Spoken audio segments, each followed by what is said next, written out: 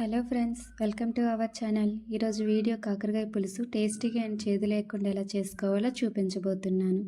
నేను చూపించే విధంగా చేస్తే చిన్నపిల్లలు కూడా చాలా ఇష్టంగా తినేయొచ్చండి. కాకరకాయ కర్రీ వారంలో ఒకసారైనా తినాలండి. డయాబెటీస్ ఉన్నవారికి అయితే ఇంకా మంచిది. ముందుగా కాకరకాయలని క్లీన్గా కడుక్కోవాలి.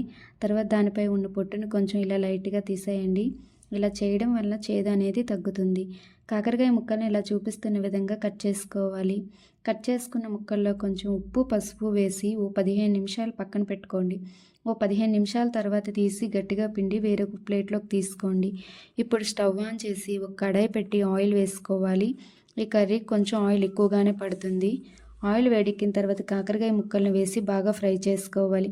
ఈ ఫ్రై అయిన తర్వాత ఒక ప్లేట్లోకి తీసుకొని మరి కొంచెం ఆయిల్ వేసుకోండి. కొంచెం జీలకర్ర, ఆవాలు మరియు మెంతులు వేసుకోవాలి. ఏ పులుసులోకైనా మెంతులు వేయడం వల్ల టేస్ట్ బాగుంటుందండి. ఇక్కడ ఒక పెద్ద ఉల్లిపాయను ముక్కలుగా కట్ చేసి వేసుకోండి. ఉల్లిపాయ వేగినాక అల్లం వెల్లుల్లి పేస్ట్ వేసి వేయించుకోవాలి. తర్వాత ఇక్కడ నేను 3 టమాటాలను తీసుకొని ముక్కలుగా కట్ చేసుకొని వేసుకుంటున్నాను. ఓ 3 నిమిషాల తర్వాత మూత పెడితే టమాటా మెత్తగా వేగుతుంది. ఇప్పుడు ఉప్పు, కారం, పసుపు, ధనియాల పొడి వేసి బాగా కలపాలి. పులుసులో కొంచెం ఉప్పు, కారం ఎక్కువగానే పడుతుంది, చూసి వేసుకోండి. నేను ఇక్కడ ముందుగానే ఒక నిమ్మకాయ సైజు అంత చింతపండుని నానబెట్టి రసం తీసుకున్నాను.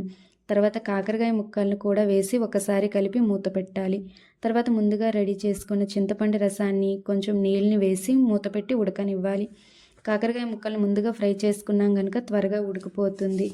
ఇప్పుడు మూత తీసి చూస్తే కర్రీ ఇలా దగ్గరికి అవుతున్నప్పుడు చిన్న బెల్లం ముక్కను కూడా వేసుకోండి.